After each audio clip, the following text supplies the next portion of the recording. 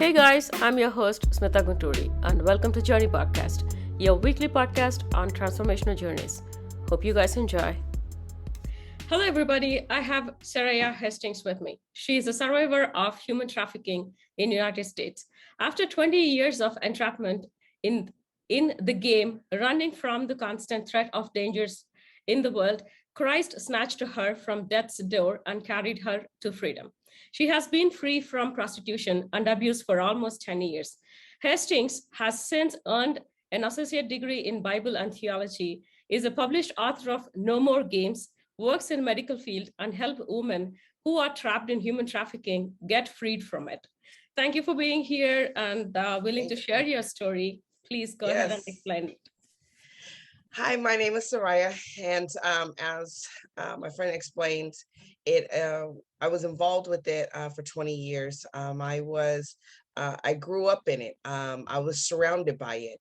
A lot of people that I speak to and I talk to, they think that we women choose this life, and in all honesty, most women don't choose this life. It falls upon them by manipulation. I am not a political speaker. I do not do political corrections of words. Uh, so with being said that, people will say, oh, you coerced somebody or they got coerced, or no, let's call it for what it is. It's called manipulation. And for 20 years, I was manipulated in a lifestyle of thinking that it was okay to live above society, to make all this money, to be walking around with the most glamorous things that money can buy, when in all honesty, my pain was seeping out. I was bleeding all around United States. And what I mean by that is there's I was 2 years old, 4 years old, 2 years old when I had got my first beer and sat on the first lap of a man. At 4 is when things changed, and my family just did whatever. There was times where I would be sick, I didn't feel well. I would call my mother, and my mother wouldn't come because she was working, and I would be in my house crying in a corner, young, because nobody would help me. None of my family would help me. They were either doing drugs or partying or whatever. And that was my lifestyle for a long time. And so when I turned 12 and being in high school or middle school and trying to become, this Coke bottle shape, as I write in my book, that somebody would love me because I didn't receive love at my own home from my family. So them receiving my love is I would have to do whatever a boy would ask me to do. And so I became the girl that every boy in the city had sex with and did all kinds of things to me. And then at the age of 18, and I explained that in my book, at the age of 18 is when I officially became a prostitute because I was homeless.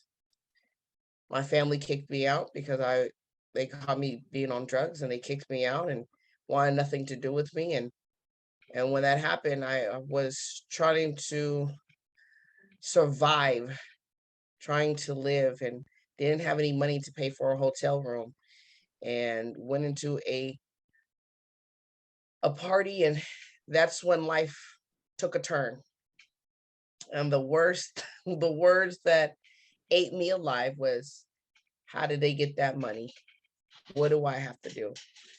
And because I said those things, that's when my life went to the dark.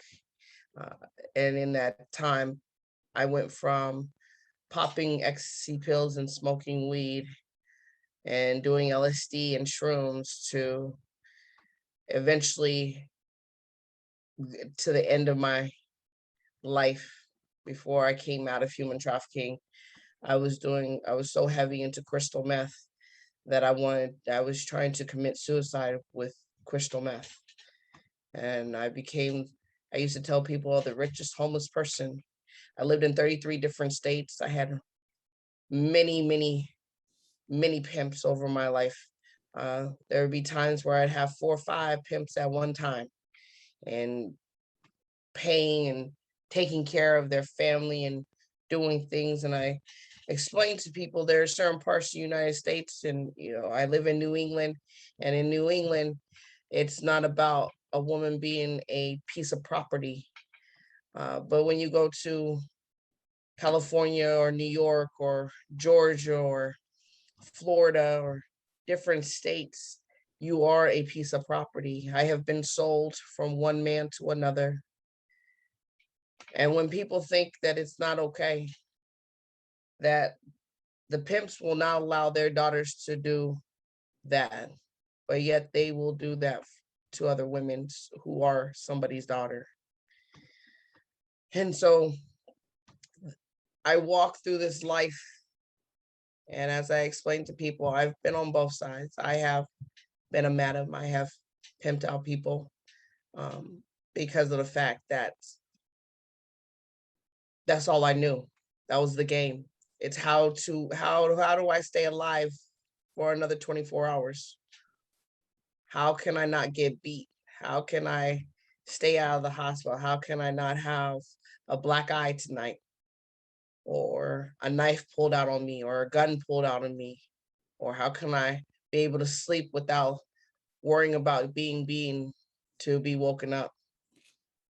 And when I was 20 years old, I had my first child. And because of the fact that I was so young and so desperate for love, from a man's touch, because I didn't receive that from my father or from any male family member in my life, I went and I left my son for my pimp. At the age of 20, I walked out of my son's life and chose a man over my child. The false love, the false hope of wanting love, because this man said, "Oh, we'll be married." And because of the fact that he said those words, "We'll be married, you'll be my wife."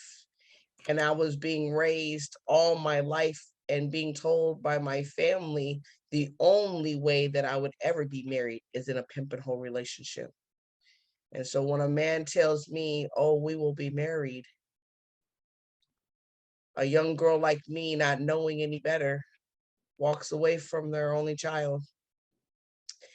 And now that I have stepped out of the game, I was, and the only reason why I left the game is because I was pregnant again, and I told myself, I can't keep living this lifestyle. I was done. I literally came to the end of myself. I was done. I didn't want no more self-help. I didn't want no more. It was either take my life by overdosing on drugs, or something had to intervene. Somebody had to intervene. And his name was Jesus Christ, who intervened in my life. And most people, they have their own higher power, their own religion, and I respect everyone's beliefs. But for me and my life and in my story, because I've spoken to many survivors and I speak to them and I support them, and every survivor has a different story. But as I tell people, I survived that life. I didn't know if I was going to live past the age of 20, let alone live past the age of 25, let alone to see the age of 36. And I tell you that I'm going to be 36 next month. But I was in human trafficking for 20 years. You do the calculations, and that lets you know when I started. And so I tell you that when I found out I was pregnant, it was very hard to have my child, because how can I have a child and yet not have my other child? And the guilt and the woe is me set in. This cannot happen. I can't take care of a child. Who am I? I'm filthy. I'm dirty. So many men have ran through me. What's the point of trying to be a mother? I'm not a good mother. And all those thoughts ran through my mind. And at a very vulnerable time in my life, I, for a split moment, wanted to abort my child. And I met a woman at a pregnancy resource center out here in New England. And she explained to me, I can't help you, but I know a man that can. And that man's name is Jesus Christ. And I looked at her and I said, I tried everything else in my life. Let's give this man a try. And now I sit here before you, a person that has not used drugs. I don't even smoke cigarettes. I don't curse. I have my child, did not abort my child, kept my child. I now work with women. I went through a program, and in going through a program, I found out who Jesus Christ is. And I had it in my spirit to go to Bible college. And when I went to Bible college, they said, don't get any student loans. And you have to understand, you're talking to a person who would make easily $9,000 a night, a day. That's somebody's income in a year. I made it in a day. And for them to tell me, people to tell me not to get a student loan and $17,000 staring me in my face, and it had been years, 3-4 years that I had not seen that kind of money. Everything in me wanted me to take it, but something in me said, no, don't do it. And I stand before you, graduated with an associate's degree and did not have any debt come out of college. None. Awesome. And the doors that have opened since then. I write my book because the pain that I carried for 20 years, the excruciating things that I went through in my life. And I know many women who have went through some excruciating pain and ordeals, and I always remind myself there's someone off worse than me that has a story that's worse than mine. And I don't gloat in it. I raise and I gloat in the fact that Jesus Christ saved me.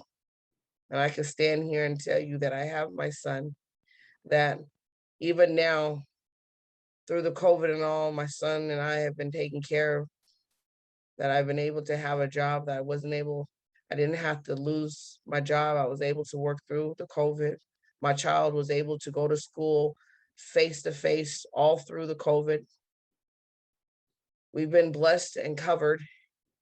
And I get to now sit on like your platform and share my story and tell women and men and children that they have a voice.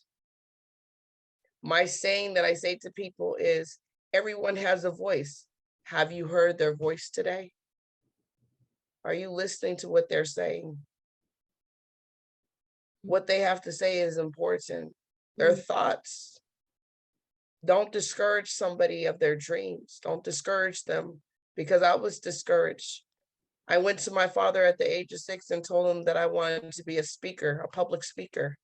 And he told me that that does not make any money. How would I be able to support my mother and my father and my family? That doesn't make money. And at that very moment, I lost myself. I lost what the purpose of me to be. And now, because of my child, he comes to me all the time and changes it up. Mom, I want to be a pastor. Mom, I want to be a worship leader. Mom, I want to be a fireman. Mom, I want to be this. I want to be that. And the words that come out of my mouth is every time, baby, you could be whatever you want to be. Absolutely. Yes. And I encourage parents not to discard what their children say. Listen to their children.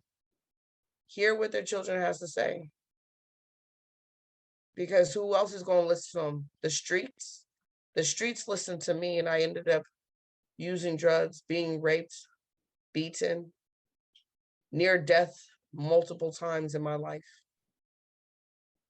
And now I sit before you and I help women. I talk to women. I encourage them to come out. I sit with women who have gone through being raped and whatever, and I tell them, I will walk through this with you, however that may look. You looked up to Jesus, is what you say, but still, you took that choice to look up and transformed your life from where you have been to where you are today. and you're trying to help. You're just not just taking help, but you're trying to help other women to come out of these kind of situations. Honestly, I don't have any words. I don't know what kind of a questions even that I can ask you now. And I really, really applaud you for what you're doing. Amen. Thank you. It's not of me, it's the Lord, it's Jesus Christ. I spoke to someone last night. I was telling you a little bit ago, I was talking to her. I was on this platform last night, and she was sharing her story, and she intrigued me, and I said to her, I said, I want to speak with you. I don't care what time it is. It was like midnight where I'm at in New England. And I said, I want to talk to you. Mind you, I had to go to church today, and I was talking to her, and I said to her, she said, oh, I can't, you can never get over the trauma that happened to you. And I told her, yes, you can. She goes, you don't have PTSD anymore? I said, no, I don't. I did in the very beginning when I first came out of human trafficking. The PTSD was surreal. The desperations of wanting to use, the constant killing, sleep, tossing and turning because a man's going to come into my bed and take me and do whatever, or I couldn't sleep for a while because I was scared that my child was going to be hurt at a young age, or taken from me, or whatever ran through my mind at that time. And there's a scripture that says that do not be transformed, but by the renewing of your mind. Romans chapter 12, verse 2.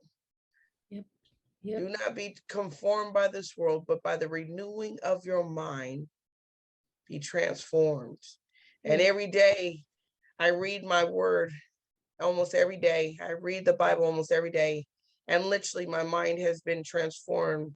My thought process. I go into my job every day and people look at me and I laugh and I joke with them and I smile, and they have no idea the pain and the things of my life that I went through. And then they read my story and they come and they look at me and they go, how can you have so much joy? And I tell them, because Jesus Christ loved me, how dare I not love the next person? And that's what people have to understand. This person that you see before you is not the person they used to be. I tell people I love everyone because we are called to love everyone. I love everyone. I may not like your actions. I may not like your decisions. I may not like what you do, but as a person, I love everyone because Jesus loved everyone. And that's the gospel, that he died on the cross for us to know that he loved us, that he gave his only begotten son, that whoever would believe him, but not perish, but have everlasting life. Yep. And he loves us, and he wants us to succeed. And I'm not bound. I'm not in chains. I'm not a slave. And that's what my book, that's why I have the cover that I have on the book, with the handcuffs and the constant trying to get out of a bondage, the cycle of constant every day having to wake up. There were times where men would throw knives at me and tell me, get up. Or I would get socked in the face, and that was my alarm clock. Or there were days that I would go without showers because I didn't make enough money for them to please them. Or there were times, and I talk about the horrific situation, and even till today, I'm not perfect. And yes, I don't have PTSD, but there's still things that I can't do. You can't get me to take a bath. You cannot get me. The horrificness of taking a bath and what happened to me in a bathtub, that I can't, I'm not perfect. I still struggle with that. Nobody can stand behind me and rub my back and things like that, because of the things that my family did to me. Certain noises. But in all that, I always give it to Jesus and say, here, just help me, Lord. Help me make it through the day. And he does every day, every day. And I share this because, like I said, And I tell women in the streets, what's the worst thing to do to meet this man named Jesus? What's the worst thing that can happen? You stay the same or your life change. If your life doesn't change, then you didn't lose nothing. Yep. But I have overcome and have achieved more things with knowing who Jesus Christ is than I have ever in my life. You're looking at a woman who was supposed to be dead at the age of 2 because should not have lived past the age of 2 from what my family had told me, because when I was born, I had multiple seizures in my brain. I wasn't supposed to walk, talk, eat, or anything. I wrote a book with a 4th grade reader's level. I graduated college with a 2.95 GPA with a 4th grade reader's level. I couldn't even read, write the way I speak right now. I tell people it's not me. It's the love of Jesus Christ. It's him transforming somebody's life and saying, look, if I could do it for her, I could do it for you. I am nobody special. I'm no one special. I was in a hotel room trying to commit suicide and saying, get me out of this. If you're desperate and you want to get out, people think, oh, I'll call on God. But do you really want to call on him? Because he'll change your life. He did me. He stripped me of everything. I cannot depend on anyone. Since I've been out of human trafficking, I haven't been in a relationship with a man. And there are times where I desire to have a husband, and there's times that I don't. Because Isaiah 54:5 says that Jesus Christ is not only just the creator of heaven and earth, but he is my husband. And he has provided for me more than I have never had I have purchased condos and places and homes for my pimps, but I myself have never owned or lived in an apartment that I can say is mine. I'm 36 years old, and this is my first time ever in my life to have my own apartment.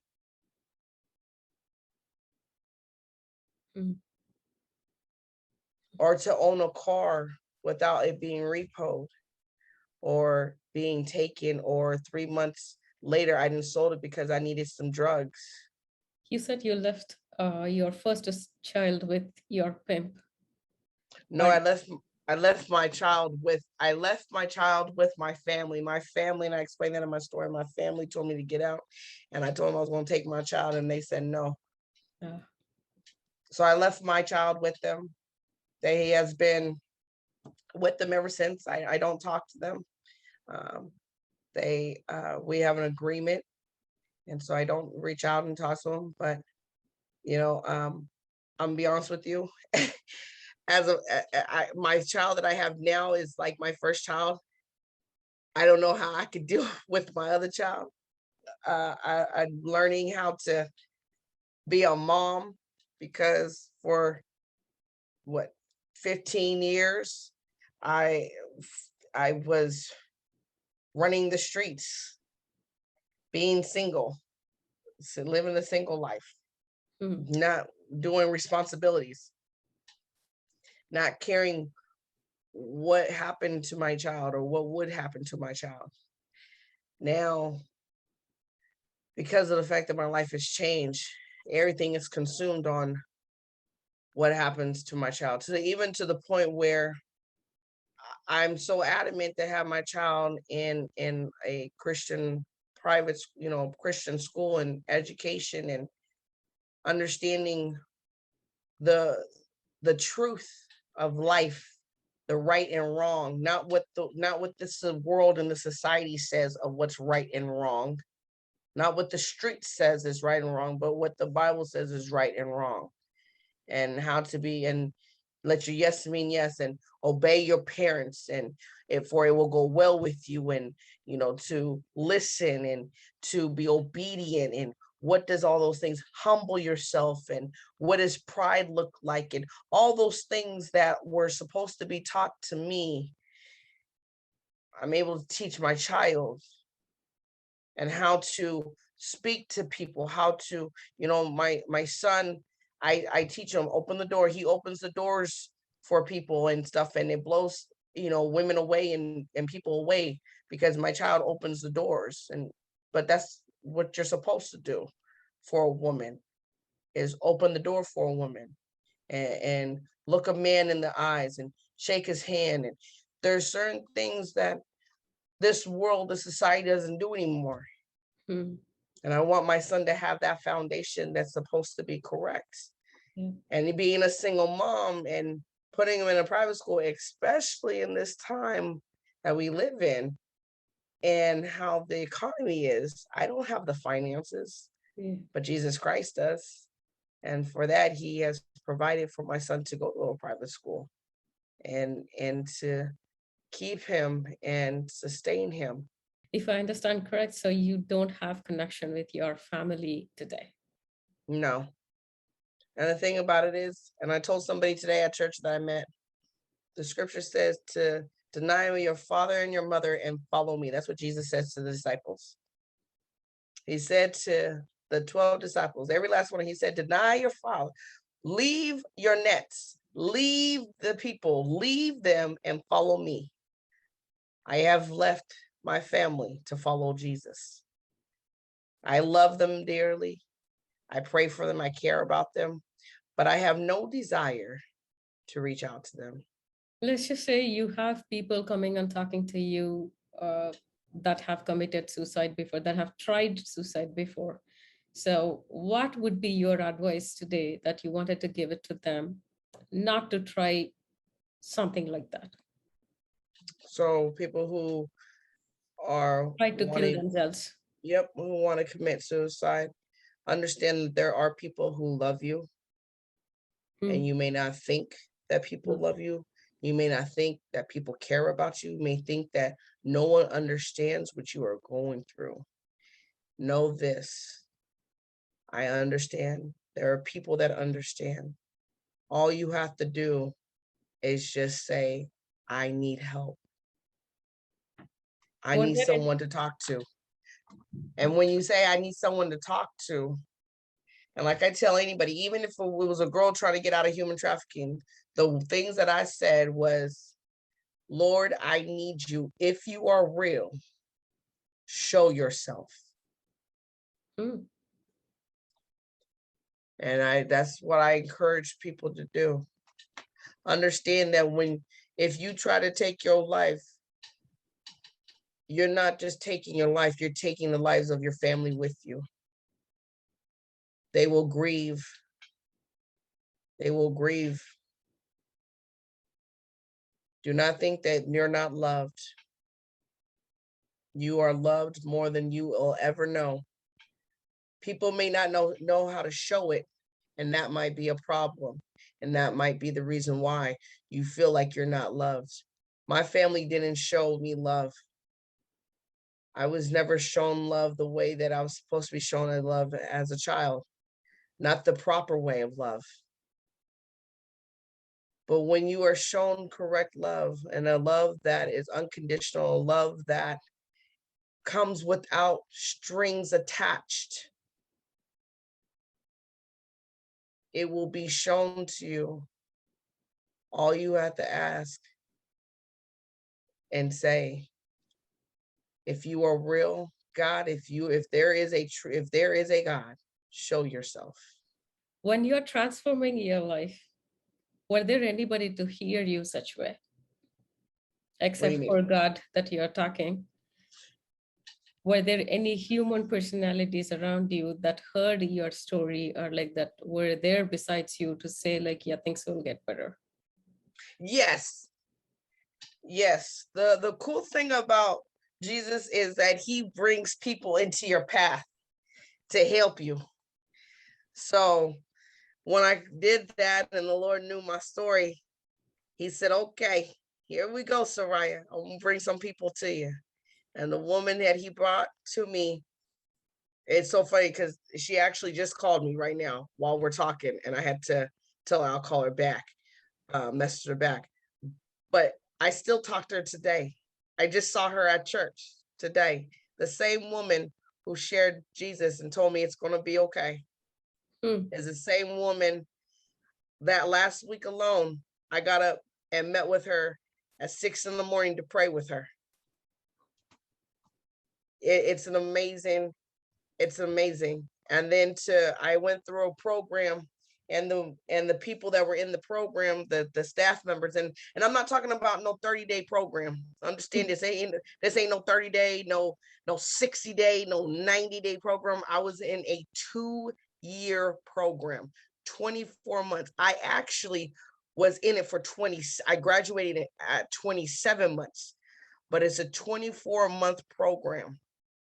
Because people have to understand, people with addictions, with suicide thoughts, and with all these things, there are root issues. There are things that people are going through. Reason why people want to commit suicide is because either they've been a molester, they've been abused, or they are been beaten, or there's things that has happened in their life. It's not don't get it confused when people are addicted to drugs. There's reasons why people are addicted to drugs. It's because they're trying to suppress all their issues and all their problems because they don't want to deal with it. I didn't want to deal with the constant reminder of the fact that I was molested when I was a child, or constantly known to have been raped many times, and just the suppressing of all that, or getting to the point of I'm just a piece of meat. That you got to understand that there's root issues. I talk about bitterness and root issues, unforgiveness, things that people have gone through in their lives that they suppress and they don't know how to deal with. The not feeling wanted and not feeling loved, and not being a part of something more than what they have seen. And so when you go through a program, a 30-day program, you're just getting a person out of their fog, out of their mind. And at 90 days, they just are now realizing, oh, I'm actually a good person. Oh, I actually am not that type of person. Oh, who am I? And then they put them back on the streets, and then they end up back the same way. It's a nasty cycle. So I was in a 2-year program, and in that program, there were people that would walk with me, who went through the tears, that went through the fact of breaking down and saying, I can't do this with my child. I was pregnant when I went into the program and had my child in the program, went through the program with a baby. And I said, I can't, there was days I said, I can't do this. How am I going to do this? There is times where I would sit there and look at them and I say, who am I? I'm not worth living. I'm not worth this. And they would say, no, Sariah, you are. And they will walk through me. They would say, we're here no matter what. The woman that introduced me to Jesus, I love what she says. And I hold on to it till today. And she says, I am with you if you're an asset or a liability. She will walk through fire with you. And that is what a real Christian does. That's what I tell people. When I say that I'm a born again Christian, that I'm a real Christian, is because of the fact that Christians that say they Christians they leave you. Walk away. Oh, you can't do this for me. You can't do that. There's no strings attached with a real Christian. There's no strings attached. If I love you, I love you. I don't want nothing from you. All I want to know is that you love Jesus and you're going to be saved and you're going to go to heaven, and I will see you on the other side. You're an asset and a liability. I walk with it through you. Anything matters. And there was times that I said, I don't know how I'm going to get through this. There are times that I said, what else? I got fired from a job because of my religious beliefs. And I looked at at my friend, and I told her, I said, I don't know what to do. I said, this is, and everybody said, you can sue, and for what? For what? Am I suing to bring glory to Jesus, or am I suing because I just want the money? Because that lawsuit could have got me as much money as I wanted. What was the purpose? But if I can sit here and tell you that through the tough times, even now, through the craziness of the world, and say to you, people still walk, we still walk together. And people still encourage me and still say, Sariah, you got this. We're proud of you. You know, when I was growing up, I never heard that from my family. Never heard, oh, we're proud of you. I used to hear, I never wanted you born. I heard, I'd rather you be a son than a daughter. Or your mom tricked me. But not, oh, I'm proud of you.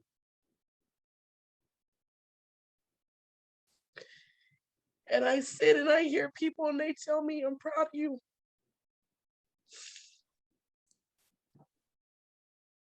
I'm proud of what you have done. Yes, I believe in Jesus Christ. Yes, Jesus Christ set me free. Yes, Jesus Christ is the Lord of my life and the Savior, and He is the King of my life, and I love Him dearly. But it takes me wanting to be changed. It's me wanting to be changed. It's me putting the effort. Every day I have to decide, am I going to curse today? Every day I want to decide, am I going to go and deal with the profanity of and the perverse conversation of sex and different conversations? Am I going to allow myself to go that way? Every day. Every day. It is a daily decision. You decide how you want to live. You decide on how you want people to speak to you and decide how you want to be treated. There are people that walk in my office. I work in the HR department of a hospital, which that right there is a testimony in its own. Because once again, you're talking to a person that is not well educated, has the degrees for that. I only have a biblical theology. I know the Bible. That's it. But to be placed in that, and people walk in my office and they know not to curse in my office and respect me to not curse them. So it's a constant every day. Jesus says, deny yourself, pick up your cross and follow me. That is an everyday decision.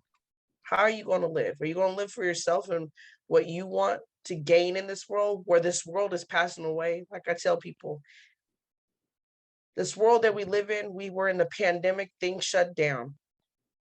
Economy shut down. Our whole lives were switched just like that. You putting your trust in things that are fleeting and can literally just dissipate in 30 seconds, in a blink of an eye. In a blink of an eye, the New England states said, at this time, we're shutting down the state. No one leaves their house. Think about that. But you gonna live for yourself? Look what living for ourselves got us. Why did you choose to help others now? You transformed. You are still transforming. Every day is a struggle, is what you are saying. Mm-hmm. And why do you choose to help other people? Because I'm free. Because Jesus Christ says that for the son who is free indeed. I'm a sinner. We are all sinners, but I am not bound in chains. I am not controlled. My everyday living is not depicted upon someone telling me when to get up, when to lay down, when to eat, when to go to the bathroom, when to take a shower. There was times where I couldn't. I had pimps tell me, you can't go to the bathroom until I get back home. So I'd pee on myself and have to clean it up and make sure that they didn't see it. Or wait until the nighttime comes and they tell me, okay, it's time to go out. And you can't come back to this house until you make a certain amount of money or I'll kill you.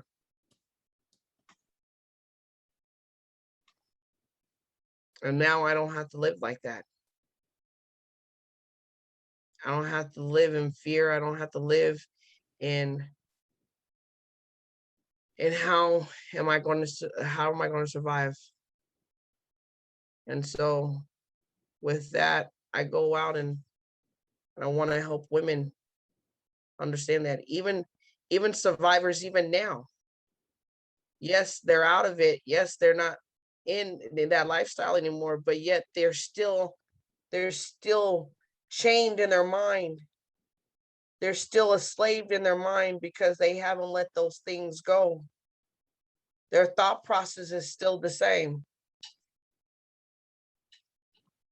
There's an opportunity just to have the joy, have life. That's the beautiful thing. Have life, have joy. And just say, okay, to sit back and watch my son grow up and to see what he's going to come to be and not have to worry about, men coming in and out of my house. He doesn't have to see that. That's why it's to see someone else be transformed and be freed from bondage and being bound to addiction or bound to something that can kill them. Yep. Before they're supposed to be taken. For the people out there listening to your episode right now, to your message right now, what is that one note that you wanted to tell them that will stick with them to change their life or even to start taking that first step towards that transformation? Speak up. Let your voice be heard. Let someone hear your voice. If that means, for me, I called 211. Every state has a 211. If you call 411, that's the information. It tells you different things about the traffic and all this stuff. But 211, it tells you about different homeless shelters and programs. And there were many times that I used 211 to get me out of human trafficking, out of a city. And they would come get me and they would make a way, they would make escapes for me. And so call them and they will start helping you to be able to be freed. But you have to say something. Know that your voice will be heard. Someone will hear your voice. I held my voice for 20 years and I'm not holding it anymore. And I don't care if you don't like me. I don't care if you don't believe me. Because there are many people that will listen to this right now and they will say, oh, this ain't true, or, oh, she didn't really go through this. That's fine. I know what I went through and I'm going to share it. And I know that there's people that know what I went through and understand, because there are women and children and men that are going through it right now. Speak up. Your voice will be heard today by somebody, whether it's myself. If you got to reach out to me, that's why I have a website, or follow me on Instagram or on Facebook or whatever. Like I said, I spoke to somebody till 2:00 this morning and went to church. I don't care what time of day or night it is. If you want your voice to be heard or you need me to listen, I'll listen. Okay, thank you for tuning in, and you can find me on all the socials at Smitha and the show notes for any resources mentioned. See you next week. Take care.